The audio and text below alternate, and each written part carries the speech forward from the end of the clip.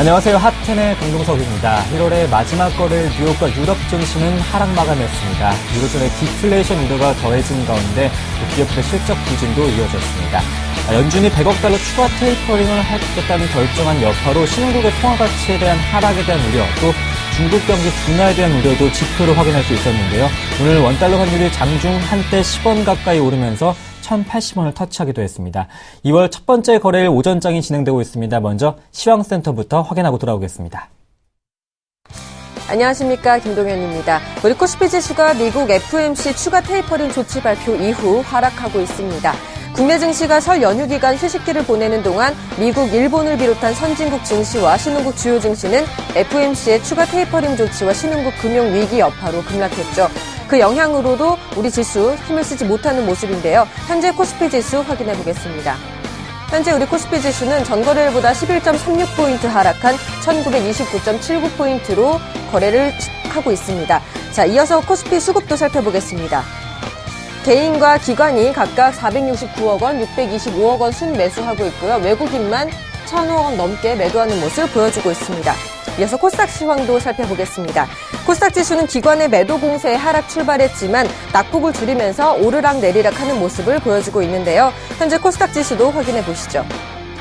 전거래일보다 0.46포인트 하락한 514.74포인트로 거래를 하고 있습니다. 이어서 코스닥 수급도 함께 보시죠. 자, 외국인은 76억 원가량 매수하고 있고요. 개인과 기관은 각각 53억 원, 6억 원 매도하고 있습니다. 마지막으로 외환시장 상황 살펴보겠습니다. 자, 서울 외환시장에서 원달러 환율은 전거래일 대비 10원 60전 오른 1,081원으로 거래를 시작했습니다. 설 연휴라는 완충장치에도 불구하고 미국 FOMC의 양적 완화 추가 축소 영향을 크게 받는 모습인데요. 현재 환율 살펴보겠습니다. 현재 환율은 전거래일보다 9원 상승한 1,079원 40전을 기록하고 있습니다. 자, 앞으로의 추이도 저희 서울경제TV와 함께 하시기 바랍니다. 이상 10시 구간 시황이었습니다.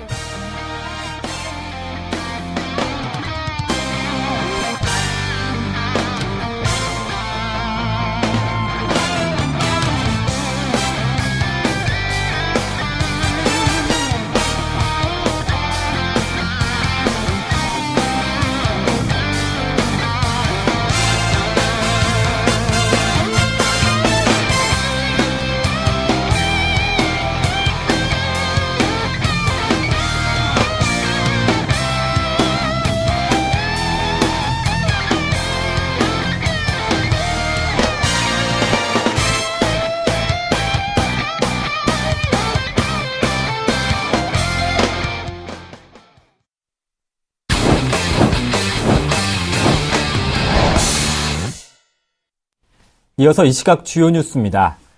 금융당국은 카드사 대규모 정보 유출에 이어 보험사 고객 정보도 노출된 것으로 확인됐습니다. 또 정보 유출 카드사인 국민카드와 연계된 국민은행뿐만 아니라 나머지 시중은행에서 10여만 건의 고객 정보가 유출된 정황을 포착했습니다. 금융당국이 금융사의 전화 영업을 중지한 뒤 일부 금융사에서 편법 영업 움직임이 포착돼 오늘부터 집중 단속에 들어갑니다. 이번 조치로 텔레마케터들의 고용 여건이 불안해지지 않도록 금융당국 지도가 강화되며 최소임금 보전을 통해 생계 유지에 지장이 없도록 유도키로 했습니다. 작년 부진을 겪었던 물가연동 국채가 올 초부터 다시 활성화될 조짐을 보이고 있습니다. 기획재정부에 따르면 지난달 물가채 거래액은 7,500억 원으로 전달 거래액의 920억 원보다 8배 이상으로 불었습니다. 전국의 주택 월세 가격이 10개월 연속으로 하락했습니다. 한국감정원은 지난달 전국 8개 시도의 월세 가격이 전월 대비 0.1% 하락해 지난해 4월 이후 약세가 지속하고 있다고 밝혔습니다. 계속해서 남은우의 Y가 이어집니다.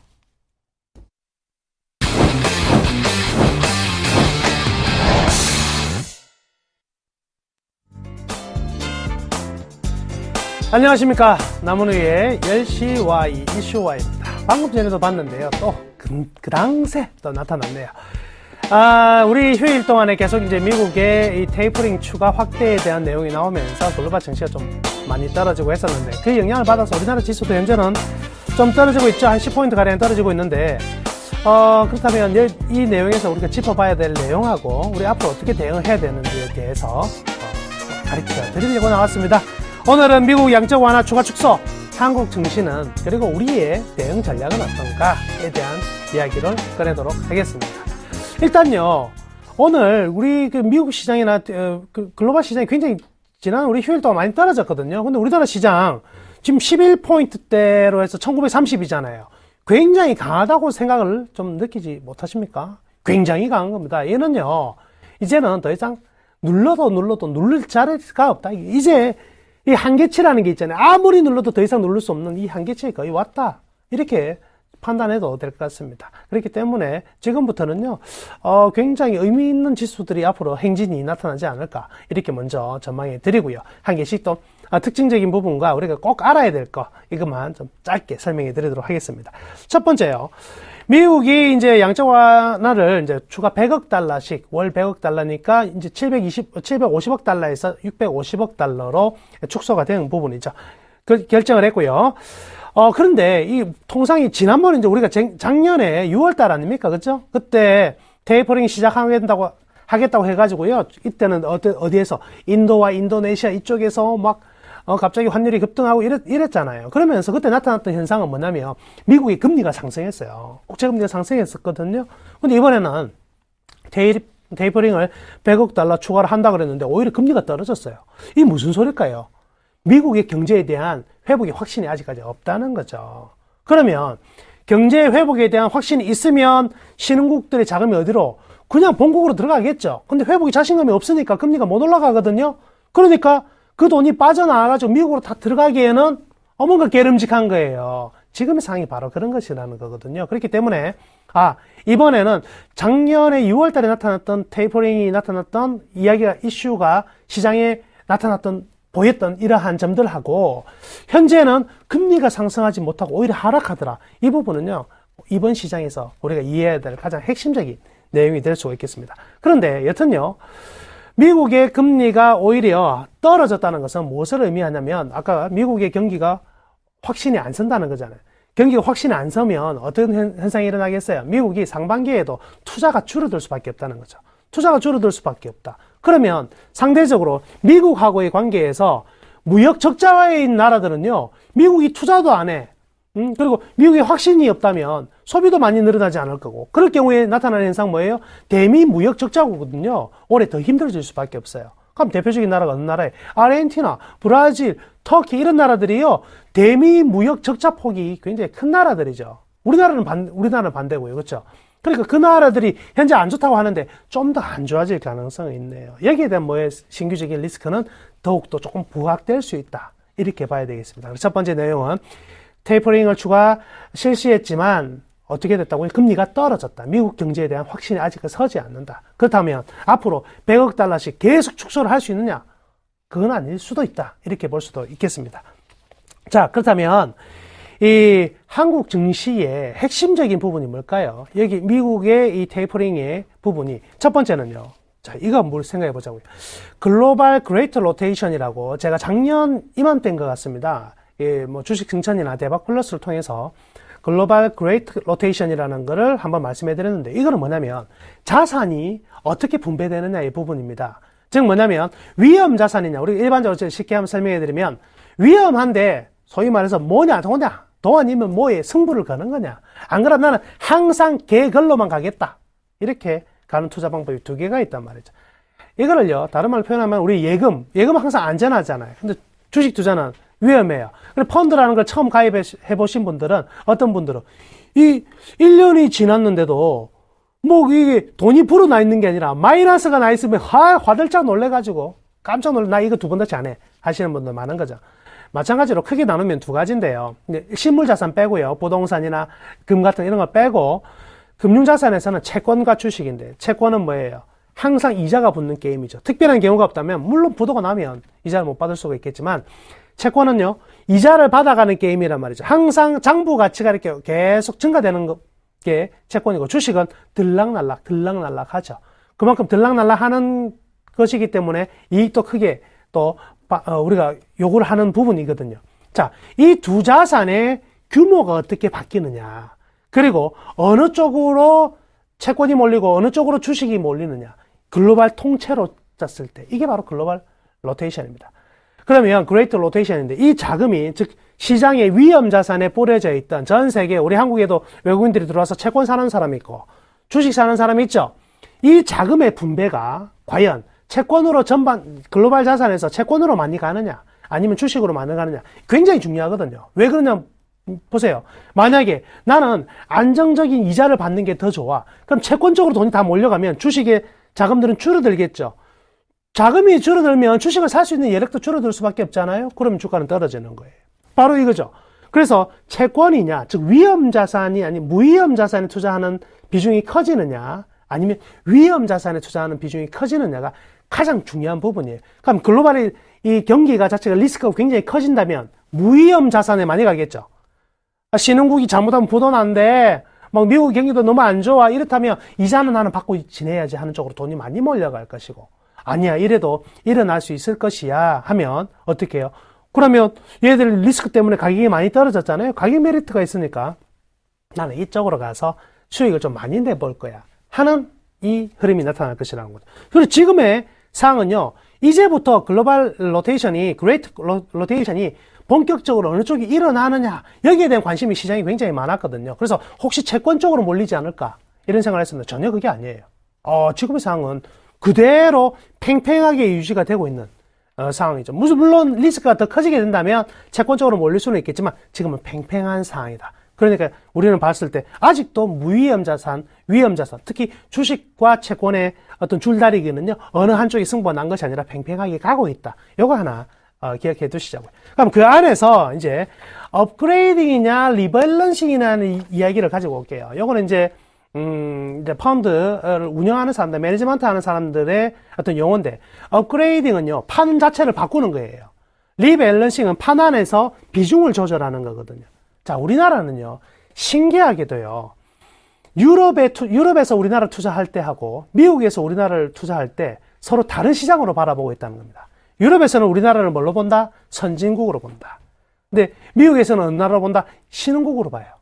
이 두 개의 자금이 서로 어떻게 돼요? 교집합 속에서 충돌이 발생해요. 과거에 이스라엘이 이랬거든요. 이스라엘이 이렇게 두 개의 충돌이 발생했었는데 이 충돌된 상태에서 둘 다 선진지수로 가고 나서는요 이스라엘 주가가 굉장히 많이 올랐던 과거의 역사적 사례가 있어요. 우리나라도 지금 어때요? 유럽계 자금과 미국계 자금이 계속 충돌이 발생하고 있는 상황이다. 그래서 선물하고 현물하고도 엇박자도 발생하고 이런 상황이니까 어떻게 헤지펀드가 들어와가지고 시장을 교란시키기 너무 좋은 시장이죠.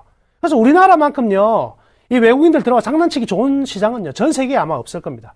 선물 시장이 현물 시장보다 4배가 넘는 정도 덩치가 커져 있는 상태에서 하나는 선진지수지 하나는 이머징지수지 이래 짬뽕을 시켜놨으니까 외국인들이 너가 헷갈리지 마음대로 할 수 있는 시장이라는 거죠.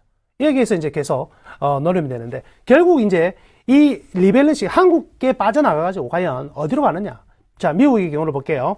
한국이 빠져나가면 그 돈을 가지고 미국의 채권으로 갈 수가 없다. 아까 제가 뭐라고 그랬습니까? 이게 좀 어려운 내용인가요? 아까 얘기했습니다. 글로벌 그레이트 로테이션이 일어나지 않는 상황이기 때문에 주식이 빠져서 채권으로 못 가거든요. 그러면 한국 주식이 빠졌다. 한국 주식이 빠져가지고 미국이나 요즘 일본이 더 좋네? 유럽이 더 좋네? 유럽으로 갈까? 못 가요. 왜 못 가요? 방금 얘기했죠. 미국 시장에서는 미국의 자금은 한국은요 신흥국에 들어가 있는 거지 선진국에 들어가 있는 돈이 아니거든. 신흥국에 투자된 돈을 빼가지고 선진국에 가는 건 없어요. 그렇죠. 그러니까 뭐예요? 빼가지고 가면은 대만이나 다른 나라로 가야 되는데 그 나라로 가려고 하니까 뭐가 안 좋아요? 얘네들 무역 수준에 이런 게 다 안 좋아. 맞죠? 그러니까 빼가지고 갈 데는 없고 빼가지고 있어도 공중에 둥 띄워놔야 돼. 공중에 띄워놨다가 한국이 다시 우리 시장이 매력이 있으면 다시 들어올 수밖에 없는 이런 관계가 될 수밖에 없죠. 근데 빼가지고 선진국으로 가겠다. 이게 바로 뭐예요? 업그레이딩이고 빼가지고 들고 있다가 또는 빼가지고 대만 갔다가 대만 뺐다가 다시 한국 왔다가 이렇게 바꾸는 걸 리밸런싱이라 그래요. 그러니까 첫 번째는 우리나라 자금을 빼도 미국으로 돌아갈 수 있는 업그레이드 상태는 아니다. 자, 이렇게 자금은 다르겠죠, 이제. 우리나라에 투자한 돈을 빼도 저거는 유럽이나 미국이나 그리고 일본으로 갈 수가 있어요. 왜냐면 우리나라 시장에서 투자하고 있는 유럽계 자금들은요, 이미 뭐예요? 우리나라는 선진 시장에 들어있기 때문에 우리 시장 빼서 또 뭐냐면 대만이나 이머징 마켓으로 갈 수는 또 없겠죠. 그러니까 굉장히 애매한 부분이긴 한데 결국에 두 개의 교집합은요 하나죠. 우리 시장 빼가지고 어디든지 갈 데가 없다. 어디든지 가면 한쪽에서는 수익이 떨어지고 한쪽에서는요 위험이 증가돼요. 그러니까 적당한 포지션이 딱 우리나라가 속해 있는 거거든요. 그래서 사실은요 우리나라가 가장 흔들리기도 많이 흔들리는 지금 상황이긴 하지만 전 세계 시장에서 가장 매력적인 시장이 되고 있습니다.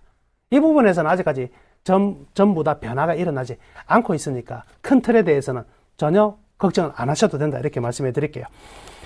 자, 그래서 이제 더 이상의 이제 테이퍼링 이슈는 우리 시장에 충격을 준다든가 또 미국 시장에도 충격을 안 준다는 것을 이번 금리 하락을 통해서도 확인했어요. 맨날 테이퍼링 한 번 들었을 때 원래 이제 루카스라는 사람이 그랬잖아요.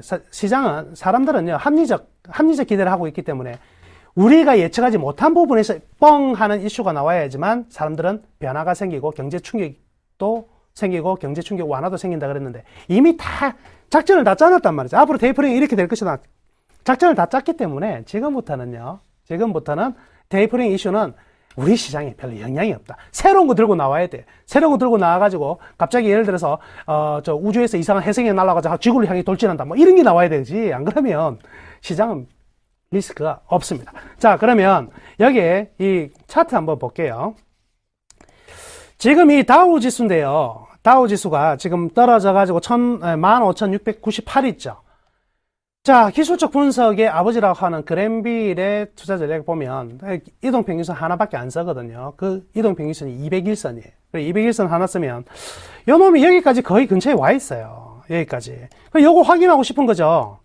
요거 확인하고 싶은 건데 이게 좀체 쉽게 깨질 부분은 아니라는 거죠. 왜? 양적 완화가 지금 끝이 난 게 아니라는 거죠. 지금도 현재 뭐 650억 달러씩 거듭 시장이 풀고 있다는 걸 인식을 하셔야 됩니다. 제가 예전에 이런 이야기도 한번 했었는데 우리나라 금리는 지금으로부터 통상 한 1.75%에서 2%가 넘어갈 때 주식 그만두시면 돼요. 그때는. 그까지는 같이 올라가요. 금리와 주가는 같이 올라가는데 금리가 주가를 역전시키는 타이밍이 그때 나오거든요. 그러니까 미국도 현재 양적 완화가 끝나고 긴축으로 들어간 것이 아니라 아직도 양적 완화의 규모가 줄었을 뿐이기 때문에 요 흐름을 깨고 가지는 않을 것이다. 다만 보시면 다우는 여기에 붙어 있는 상황이지만 S&P 500이나 자 나스닥은요 굉장히 많이 벌어져 있죠. 다우는 아까 200일선과 그리고 200일선과 주가의 상황이 굉장히 많이 붙어 있었지만 나스닥은요 굉장히 많이 벌어져 있습니다.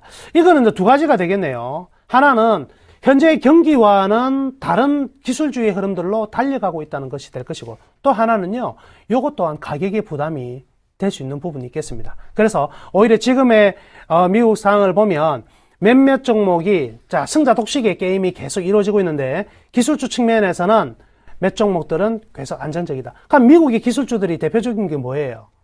우리가 알고 있는 애플 그리고 페이스북, 트위터 이런 기업들이잖아요. 이런 기업들의 공통점이 뭘까요? 얘네들은 자기 내수 시장에 별로 관여를 하지 않습니다. 생산 시설이 없어요. 얘네들은 글로벌 경기와 굉장히 밀접하다. 글로벌 경기와 밀접한 종목들은 잘 가고 있고 자기 내국에 있는 자기 자국 내에 있는 기업들은 전부 다 어떻게 해요? 그 자리에 거의 머물고 있다. 요것도 체크하시면 되겠네요. 반면 일본 증시도 보면은요 200일선까지 거의 같이 온 흐름이죠. 그러니까 일본도 대외적인 수출이 현재 굉장히 잘 되고 있는 것은 아니라는 것을 보여주고 있습니다. 다만 이제 문제가 되고 있는 거는 우리 가장 문제는 뭐예요? 바로 이 중국 아니겠습니까? 중국이 아직까지 저 200일선 밑에서 전혀 회복이 안 돼요. 자, 그런데 우리가 중국에 하나 기대해 볼 게 있어요. 그게 뭐냐면 바로 이 춘절이 지난 후부터의 소비 심리의 증강입니다. 지금 뭐 어쨌든 이 시진핑 정부가 1년 동안 진행했던 것은요. 성장이 아니라 뭐예요? 내실의 문제점을 없애는 데 주력을 했기 때문에 이제 굉장히 많이 없어졌잖아요. 이 공천단파들의 특세가 완전히 이제 자리 장악을 한 다음에 부패를 척결하는 쪽으로 지금 가고 있기 때문에 중국 증시도 이제는 일말의 희망의 빛이 살아나지 않을까 여기 생각해 보시면 되겠습니다. 자, 그래서 결론이 나왔네요. 이제 미국 시장은 다 봤고요. 우리나라는 일단 중위험 중수익이다. 위험도 선진국보다는 작고 수익은 선진국보다 높은 중위험 중수익의 우리나라 가장 매력적인 부분이다. 이렇게 볼 수가 있겠고요. 작년 6월 달에도 이 외국인들 테이퍼링 이슈가 나왔음에도 불구하고 신흥국의 리스크가 커졌음에도 불구하고 우리나라에서는요, 잠깐 동안 매도하다가 급격히 순매수로 전환됐거든요. 이번에도 그럴 가능성이 굉장히 높다. 그리고 절대적으로 우리나라 12개월 전망의 우리나라 순자산 비율은 1이거든요. 1900포인트. 그래서 1900포인트 이 부분에서는 외국인들 매도할 수 없습니다. 그래서 오늘도 선물에서 매수하고 있죠. 선물 매수하고 있다는 것은 시장을 언제든지 매수하겠다. 이렇게 볼 수가 있겠습니다. 자, 끝으로 이제 그러면 우리는 어떻게 대응할 것인가? 첫 번째 말씀해 드리겠습니다. 일단 이익 측면에서의 출발이 아니라 저평가, 자산적 측면에서의 출발입니다. 자산적 측면의 출발. 그러니까 안 좋은 놈들의, 그가 미운 오리 새끼들의 반란이 시작된다. 이렇게 생각을 해야 되겠네요. 그래서 최악의 실적을 발표한 기업들 중에서 극단적으로 저평가가 돼. 역사적인 어떤 저 PBR이 되어버린 종목들 있죠. 이들 중에서 14년 기대치가 요만큼만 있어도요, 이런 기업들은 주가가 빵빵빵 올라간다. 지난주에 건설주 막 올라가죠. 대우건설 지난주에 올라가는 거 보셨어요? 그냥 15%씩 막 올라가 버리죠. 왜 이래요? 최악의 실적들 4분기 다 때려 몰아넣었거든. 대우건설 정말 잘했어요. 지금 감리 중이거든요. 그래서 나 먼저 잘못했다. 손 드는 거예요. 손 들되 뭐예요? 좋은 주식 회사든 좋은 회사든 어떻게 해요? 최악의 실적을 최악의 주가에 때 낼 줄 아는 회사가 좋은 회사예요. 다 던져버리고 털어버리는 거지. 털어버리고 나 이제 더 없어. 더 없어. 나 최악은 더 이상 없어. 이래서 올라가는. 바로 그래서 건설주가 올라갔거든요. 여기에 이 시장의 포인트를 잡으셔야 됩니다.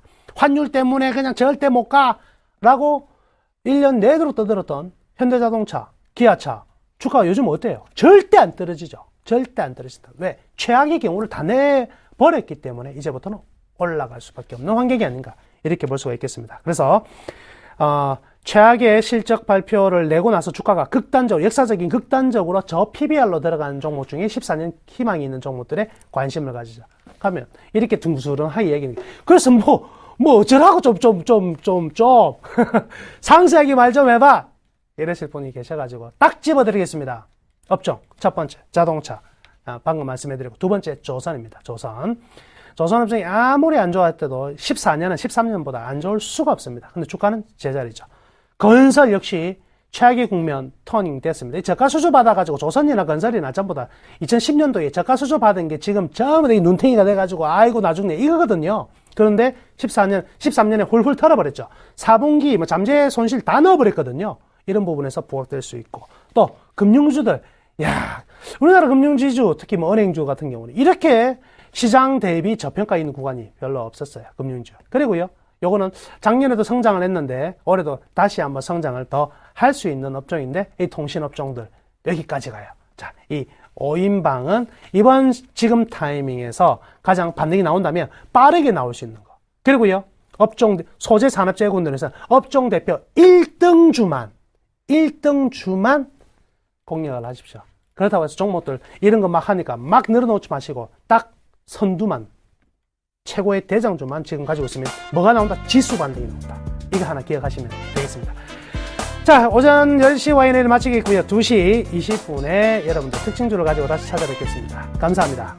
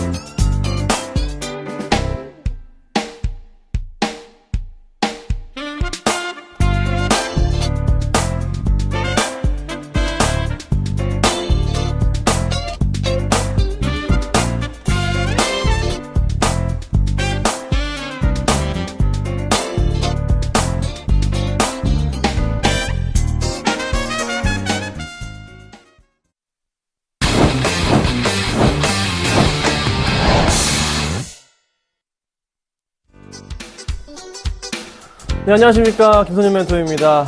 네, 연휴 잘 쉬셨나요? 뭐 떡국은 많이 드셨는지 모르겠습니다. 저는 딱 제 나이에 맞게 딱 한 그릇만 먹었습니다. 네, 시장은 어떻게 보고 계신가요? 예측했던 대로 움직입니다. 그렇죠? 안타까운 건 1930을 깨고 내려갔다는 게 조금 안타깝긴 합니다. 하지만 지금 현재 시점은 PBR 1 부분이기 때문에 네, 반등은 항상 줬던 그런 포인트라는 거죠. 그래서 걱정은 하지 마시라.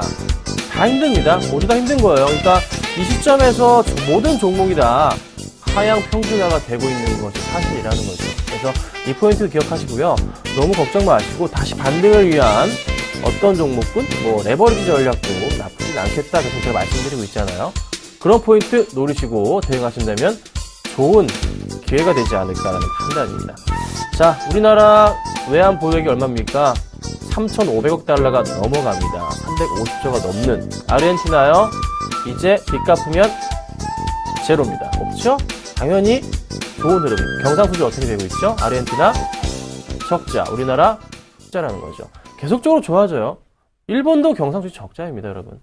우리나라 쪽으로 외인들의 자금이 곧 몰리게 될 겁니다. 자, 조금만 기다려보세요. 자, 오늘 본격적으로 좀 얘기를 하기 전에요. 먼저 이제 문자 주시는 거에 대해서 제가 상담을 좀 해드릴까 합니다. 자, 013에요. 3366-0110번입니다. 013-3366-0110번으로 문자 주시면 제가 지금부터 해서 실시간으로 상담을 드릴 겁니다. 아셨죠? 그 부분 걱정하지 마시고 문자를 보내주세요. 지수가 좀 계속적으로 밀리고 있네요. 자, 잠깐 지수 얘기를 살짝 해볼까요? 여러분들 이 지수 어떻게 대응해야 되는지 지금 0.8%까지 밀리고 있거든요. 고민이 많으실 것 같습니다. 자, 먼저 수급 상황부터 같이 좀 체크를 해보겠습니다. 현재 상황의 수급에서 어떤 대응이 필요할까요? 오늘 누가 끌어내립니까? 바로 외인입니다. 자, 외인들이요 지금 1,400억 이상 매도세를 보여주고 있습니다. 자, 기간은요 780억 정도의 매수세를 유지해주면서 버텨주고 있는데, 자, 오늘부터 뭐가 있습니까? 여러분 제가 떠들었던 거 기억하시나요? 코스닥 쪽이 될 수도 있고 코스피 될 수 있지만 연기금이 네 자산운용사 변경이 있었죠. 그래서 변경이 있었죠. 그 포인트로 인해서 오늘부터 다시 자금이 들어올 거다라고 말씀을 드렸습니다. 그래서 연기금 뭐 코스피 쪽에는 100억 정도 들어와주고 있고요. 코스닥 쪽에 살펴보자면 1억 정도 매수가 잡히네요. 아직 매수는 안 들어오고 있는데 눈치를 좀 보는 것 같습니다. 아직 오늘 장에서 들어온 것 같지는 않지만 눈치를 보고 있다는 것은 확실한 포인트로 잡히는 것 같아요. 그래서 연기금이 오늘부터 해서 매수하는 종목, 그 연기금 매수하는 종목은 잘 눈여겨보십시오. 그리고 또 하나 제가 재밌는 얘기 해드릴게요. 1월달에 이제 2월이잖아요. 1월달에 외인들이 그렇게 많이 팔았습니다. 그렇잖아요. 그런데 외인들이 가장 많이 산 종목 순서대로 몇 개만 제가 말씀을 드리겠습니다. 첫 번째 종목은요, SK 하이닉스입니다. SK 하이닉스를 최근에 외인들이 1월달에 가장 많이 산 국내 종목 중에 하나이고요. 두 번째 종목은요, LG 디스플레이입니다. 네, LG 디스플레이와 3위가 LG 전자인데, 약간 걱정인 것은 LG 디스플레이, LG 전자 많이 사긴 했어요. 근데 LG 전자 주가는 너무 안 좋기 때문에 LG 전자는 약간 좀 보류해 두시고요. LG 디스플레이는 조금은 관심권에 두시라 말씀을 드려보고, 그 다음 많이 산 게 뭘까요? 바로 조선주입니다. 4위가 대우조선해양이고요. 5위가 현대미포조선입니다. 굉장히 많이 샀죠. 6위도 있습니다. 뭘까요? SK텔레콤입니다. 자, 이런 흐름들이 나타나고 있단 말이죠. 그런데 제가 볼 때 이 5위 안에 드는 종목을 조금 살펴보니까 그 중에서도 가장 매력도가 높은 게 SK 하이닉스더라. 제가 지난주에 추천드렸죠. SK 하이닉스. 그쵸? 잘 가고 있죠? 오늘 장에서도 큰 하락 추세는 안 나오는 것 같고요. 잘 버텨주고 있는 그런 종목인 것 같습니다. 그래서 SK 하이닉스 같은 경우도 지금 현 시점에서 나쁘지 않은 것 같아요. 매수하실 의사가 있으신 분들은 현 주가 흐름도 나쁘지 않다. 주봉입니다. 잘 보시고 대처하면 될 것 같고요. 일봉 볼까요? 일봉으로 보더라도 약간 좀 급등한 경향이 있지만 오늘 주가 흐름 시가 대비해서 역시나 다시 보이시죠? 반등을 주고 있는 포인트가 눈에 잡힙니다. 그렇죠? 좋아요. 잘만 들고 계시면 되지 않을까. 외국인들이 사는 종목 제가 그 포인트 노리고 추천드렸고, 또 들고 있는 게 뭐가 있습니까? 한국전력도 잘 버텨주고 있죠. 그렇죠? 그리고 또 Y젠터나 기아차는 수익 실현을 했죠. 시장에서 이렇게 힘든 시장이지만 최근에 제가 집중해서 추천드리고 있습니다. 정말 집중해서 관리해드리고 있잖아요. 잘만 따라오시면요, 정말 돈을 벌 거다. 제가 이렇게 말씀을 좀 드리겠습니다. 자, 본격적으로요. 테마주 얘기를 좀 해볼게요. 오늘 3가지 테마 가지고 나왔습니다. 테마주 얘기하기 전에요. 잠깐 말씀드릴게요. 문자 번호 한 번만 좀 더 띄워주세요. 문자 주시면 네, 상담 바로바로 해드립니다. 013-3366-011 공부원입니다. 기억하시고요. 문자 보내시면 되겠습니다. 자, 테마주 보겠습니다. 3가지인데요. 첫 번째는요. 제가 이거를 안 가지고 그러다가 가지고 나왔습니다. 조류독감 AI 갖고 나왔고요. 두 번째는 자통신 오늘 좀 튀죠? 네, 자통신 허가. 그래서 세 번째는요. 비트코인 오늘 좀 급등하네요. 중국 관련 이슈가 굉장히 눈에 띕니다. 자, 먼저 조류독감 보겠습니다. 조류독감, 제가요, 이 종목군들 어떻게 하라 말씀드렸습니까? 제가 진짜 날짜까지 기억합니다. 지난주 화요일 날 무조건 팔아라. 그렇죠? 제가 심하게 말씀드렸죠. 안 팔면 패가 망신한다. 이렇게까지 말씀드렸습니다. 그렇죠? 수요일 날 똑같은 얘기했습니다. 아직도 안 판 사람 팔아라. 얘기했고요. 월요일 날 같은 경우는 30% 정리해라. 그리고 그 전주에도 30%씩 정리해라. 목요일부터 말씀드렸어요. 그렇죠? 얼마나? 5일 동안 말씀드렸습니다. 5일 동안 제가 매도 사인 드렸어요. 아직도 매도 안 하신 분들 있죠? 정신 못 차리시고. 자, 파루 차트 볼까요? 이거 뭡니까? 아, 정말 좀 정신 차리세요. 지금까지 안 파신 분들 있을까봐 제가 한 번 더 말씀드리는 겁니다. 제 방송 보신 분들은 제가 그렇게 소리 질렀기 때문에 파셨겠죠? 자, 지금 이제 제 방송 보신 분들, 오늘 처음 보신 분들, 조류독감 갖고 있나요? 파루, 제일바이오, 이글벳, 어떻게 되고 있습니까? 대한유팜, 중앙백신, VJ인터는 초대도 못 받았어요. 정리하세요. 정말 마지막이 될 겁니다. 제가 말씀드리는 거. 네, 자꾸 마지막인데 마지막인데 계속 갖고 나오죠? 불안해서 안 파신 분들이 있을까봐. 시청자분들이 제가 걱정이 돼서 갖고 나온 겁니다. 부탁드릴게요. 파루, 조류독감 다 끝났어요. 끝물입니다. 여러분, 끝물이에요. 제가 말씀드렸잖아요. 설 끝나면 끝이다. 설 전에 팔아야 된다. 그쵸? 나오잖아요. 해답이 있잖아요. 자, 해답은 제가 말씀을 드리는 겁니다. 그렇죠? 제발 부탁드리는 건데요. 정리하셔야 됩니다. 지금도 늦지 않았습니다. 이제 진짜 이 종목 얘기 안 할게요. 이렇게까지 말씀을 좀 드리겠습니다. 아셨죠? 자, 그리고요. 오늘 3가지 테마 중에 2가지 테마 말씀드리기 전에 오늘 이 종목을 한번 읽고 가야 될 것 같아요. 이 종목이 아니죠. 큰 테마입니다. 제가 대본을 안 드렸어요. 말씀은 한번 해야 될 것 같습니다. 삼성카드라는 종목이 있습니다. 왜 이거는 제가 오늘 테마 얘기 대본 안 드린 거예요. 집중해서 그냥 들어주세요. 삼성카드 이슈가 뭡니까? 롯데카드, 농협, 그다음에 국민카드가 2월 17일부터 영업 정지에 들어갑니다. 3개월 동안 들어갑니다. 아마 정부에서 줄 수 있는 최고 수위입니다. 제가 그렇게 알고 있는데요. 이 종목군들 지금 3개월 동안 정지가 들어가면 어떻게 됩니까? 당연히 신규 가입자를 못 받게 됩니다. 그렇죠? 자, 그런데 새 회사의 3분기, 지난 3분기에 지금 어느 정도 보유하고 있는 어느 정도 가입자 유치수에 대한 부분을 포인트로 계산했을 때 퍼센테이지로 계산하면은 새 회사를 더하면요 29%가 됩니다. 자, 그러면 이 29%를 누가 나눠 먹을까요? 네, 1위는 신한카드입니다. 2위는 삼성카드입니다. 자, 신한카드 상장돼 있나요? 없습니다. 삼성카드 상장돼 있죠. 삼성카드가 그러면 오히려 주식시장에서는 수혜로 작용할 가능성이 높습니다. 그렇죠?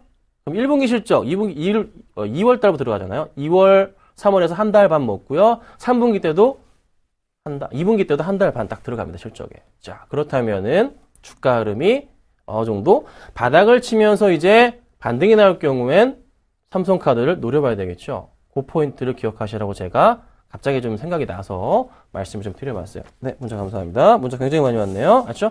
그래서 카드 관련해서 좀 이슈 찾으시는 분, 대형주 관련해서 찾으시는 분들은 여타 다른 카드 관련주 말고요. 삼성카드 반등 줄 때 한번 기다리셨다가 매수를 한번 해보세요. 아마 좋은 수익이 나지 않을까 말씀을 좀 드려보겠습니다. 네, 사통신하고 비트코인 좀 이따 말씀드리고요. 문자가 좀 굉장히 많이 왔어요. 조금 살펴보고 넘어가겠습니다. SFC 해드릴게요. 네, SFC입니다. 지금 7359님 타자가 안 쳐져가지고 제가 네, 저번에 이거 해드린 종목 아니었나요? 제가 기억이 안 나는데 같은 종목이라서 제가 한번 여쭤봤습니다. 번호는 제가 기억을 못하고요. 4,500원에 매수하셨어요. 50%입니다. 오늘도 빠지죠? 시장 안 좋으니까 빠지는 거예요. 지금 1923포인트, 0.9%까지 지금 밀리고 있습니다. 자, 주가 흐름 보건데 바닥 라인에 대한 인식으로 항상 잡혔던 라인 어디입니까? 제 선 긋고 있어요. 보이시죠? 이 포인트에 대해서는 그래도 바닥 라인에 대한 인식이 작년 6월부터 잡힙니다. 그렇죠? 벌써 네 번째 자리까지 거의 내려오고 있네요. 아직 조금 더 내려올 수 있을 것 같아요. 이게 얼마죠? 4,000원이에요. 4,000원.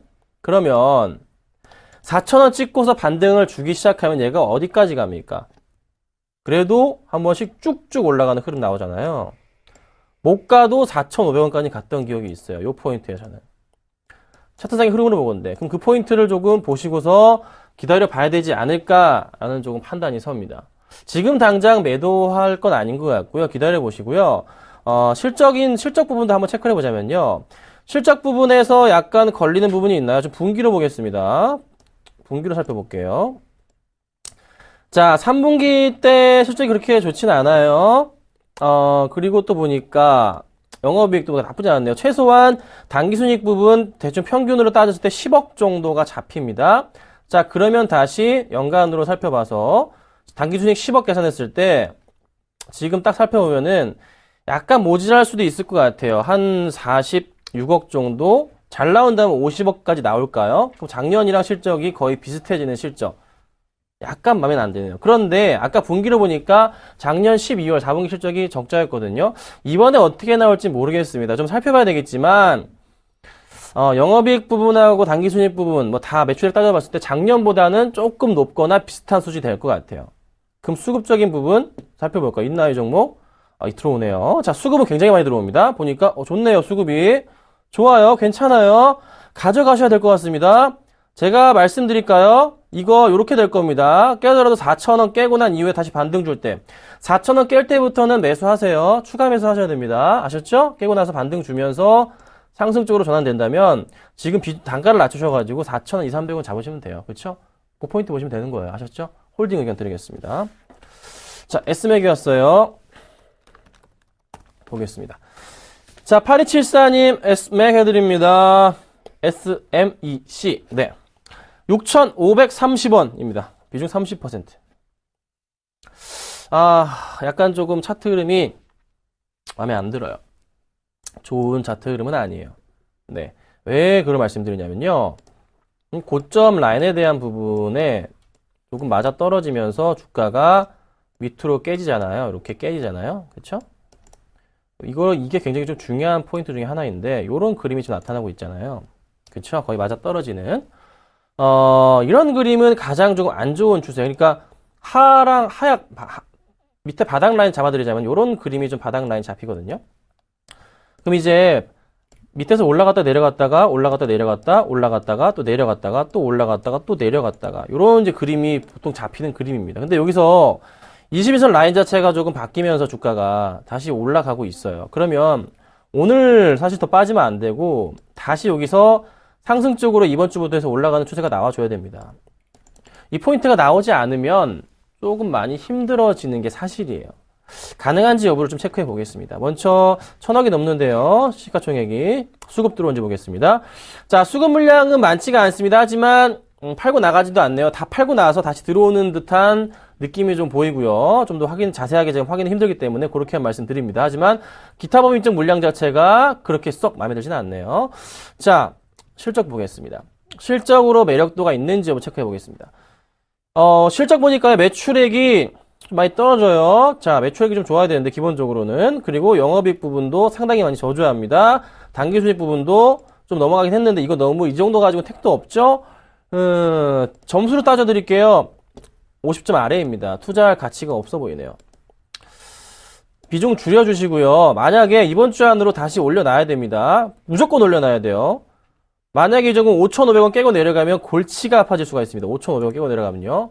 손절가 5,500원 잡아드리고요. 그렇지 않을 경우에는 가져가시는 전략, 이렇게 좀 말씀드릴게요. 반등이 나오더라도 매수가 부근에서는 꼭 좀 정리를 제가 부탁드리겠습니다. 아셨죠? 그렇게 해주세요.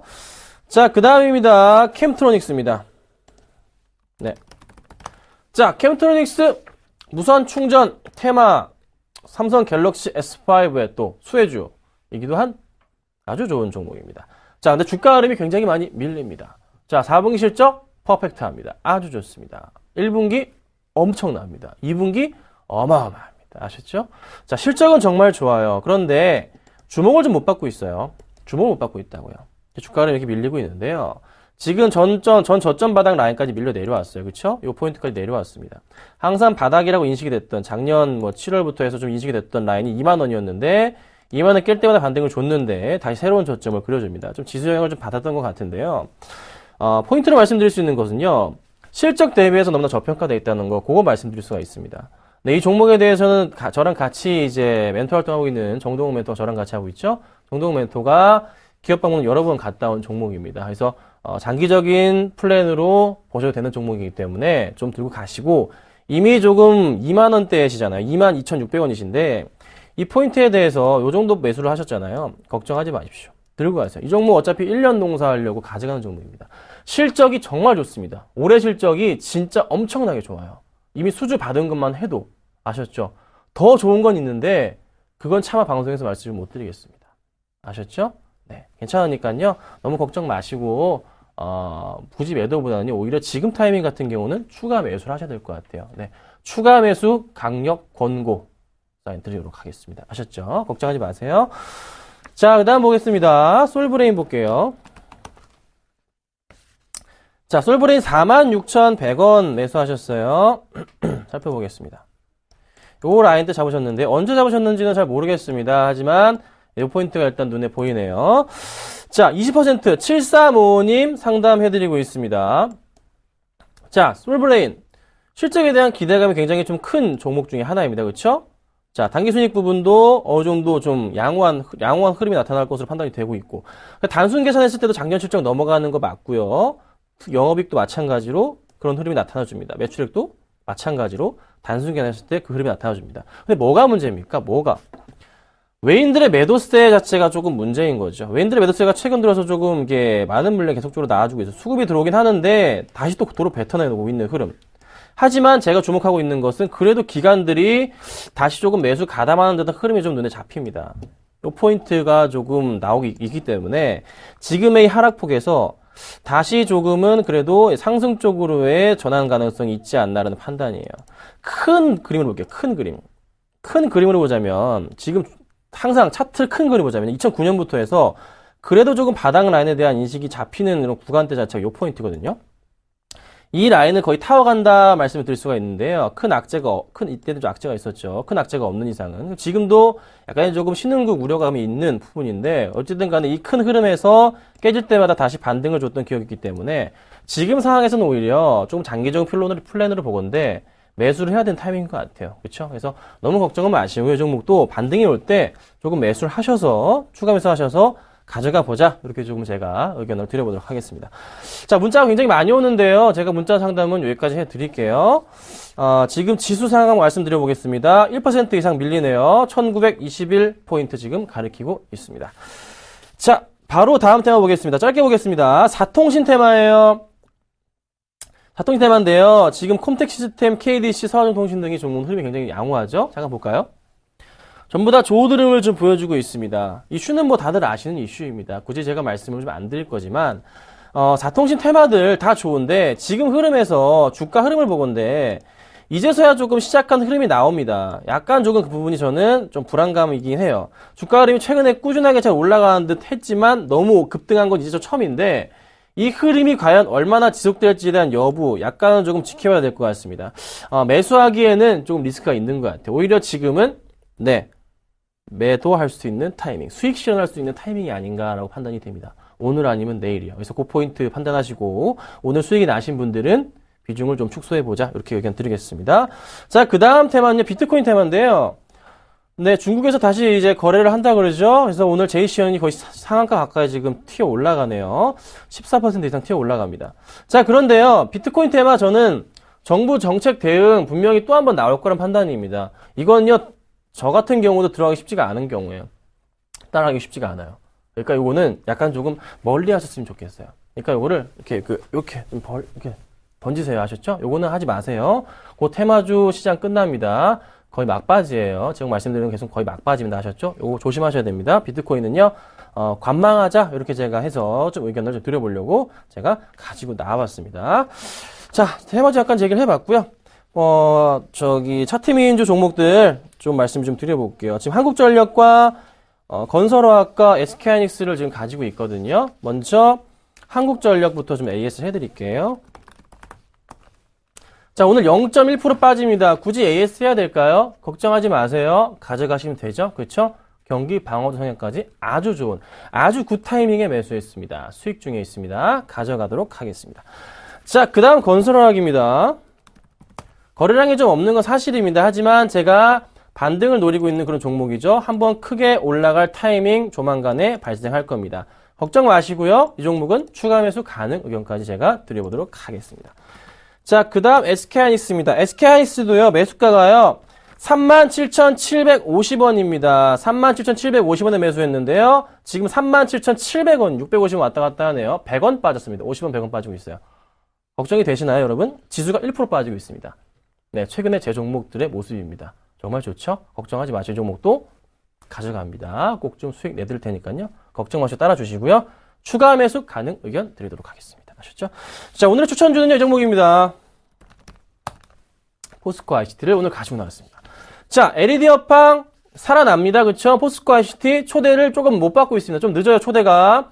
자, 주가 흐름 보면요, 큰 흐름에서 주봉으로 볼 때, 그쵸? 2011년부터 바닥이라 인식이 되는 라인 구간 자체, 요 포인트 제가 선 긋고 있죠? 네, 요 포인트입니다. 그럼 이 라인에서는 항상 매수를 해야 되는 그런 구간인 거예요. 그쵸? 지금 현재 확대해 볼까요?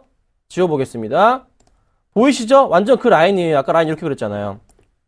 그냥 이 라인이에요. 매수하시면 됩니다. 그쵸? 매수가 잡아드릴게요. 매수가는요. 자, 7,800원까지 매수합시다. 7,800원까지 매수하도록 하고요. 목표가는 플러스 3%, 손절가는 마이너스 3% 잡고 대응하도록 하겠습니다. 자, 오늘은 제가 포스코 ICT까지 말씀을 드려봤고요. 이따가 오후에 2시 40분에 또 찾아뵙도록 하겠습니다. 감사합니다.